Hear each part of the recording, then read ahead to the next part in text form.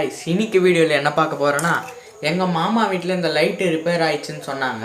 அதனால் இது வந்து கீழே வேஸ்ட்டுன்னு தூக்கி போட்டாங்க. இப்போ அது எப்படி ரெடி பண்ணுறது தான் பார்க்க போகிறோம். சரி வாங்க வீடியோக்குள்ளே போ. ஃபஸ்ட்டு நம்ம வந்து லைட் எடுத்துக்கலாம். இந்த லைட்டு பார்த்தீங்கன்னா இப்படி தான் இருக்குது. பின்னாடி பார்த்தீங்கன்னா 2 ஸ்க்ரூ கொடுத்துருக்குறாங்க. 2 ஸ்க்ரூவும் அதுக்கடுத்து பார்த்தீங்கன்னா இந்த மாதிரி இந்த ஸ்ட்ரெச்சிங் கொடுத்துருக்காங்க. இங்கே நோட் பண்ணி பார்த்தீங்கன்னா உங்களுக்கு தெரியும். இங்கே பார்த்தீங்கன்னா இது இருக்குது. இது எடுத்துட்டோன்னா மேலே இருக்கிற மூடி நம்மளுக்கு தனியாக வந்துடும். எடுத்துகிட்டு உடனே உள்ளே பார்த்தீங்கன்னா இந்த மாதிரி தான் லைட்டு கொடுத்துறாங்க. இது ஃபஸ்ட்டு நம்ம எரிதான் செக் பண்ணிக்கணும். அதுக்கடுத்து பார்த்தீங்கன்னா இந்த ரிலே இதுலேருந்து தான் நம்மளுக்கு அவுட்புட் வரும். 220 வோல்ட்லேருந்து நம்மளுக்கு வந்து 12 வோல்ட் டிசியாக சப்ளை ஆகி வரும். அந்த மூடி எடுத்தாச்சு. இதில் பார்த்தீங்கன்னா இந்த கெப்பாசிட்டர் தான் போயிருக்கு. உங்களுக்கு தெரியும்னு நினைக்கிறேன். இந்த கெப்பாசிட்டர் மட்டும் தான் போயிருக்கு. இந்த கெப்பாசிட்டர் நல்லா இருக்குது. இந்த கெப்பாசிட்டர் மட்டும் மாற்றினா இது சரியாயிடும்னு நினைக்கிறேன். இப்போ நம்ம ஒரு டெஸ்டிங்காக இந்த லைட்டு மட்டும் செக் பண்ணி பார்க்கலாம்.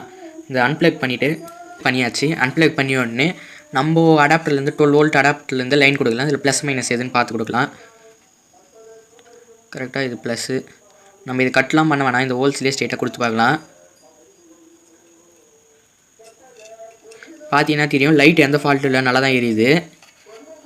எல்லா லைட்டும் நல்லா தான் எரியுது. அது என்ன ஃபால்ட்டுன்னா அப்போது இந்த நம்ம நினச்ச மாதிரியே இந்த கெப்பாசிட்டர் தான் போயிட்டுருக்கு. இந்த கெப்பாசிட்டர் மட்டும் மாற்றினோன்னா இது கரெக்டாக வேலை செய்யும். ஓகே ஃப்ரெண்ட்ஸ், இந்த வீடியோ பிடிச்சிருந்தா மறக்காமல் லைக் பண்ணிட்டு ஷேர் பண்ணுங்கள், கமெண்ட் பண்ணுங்கள்.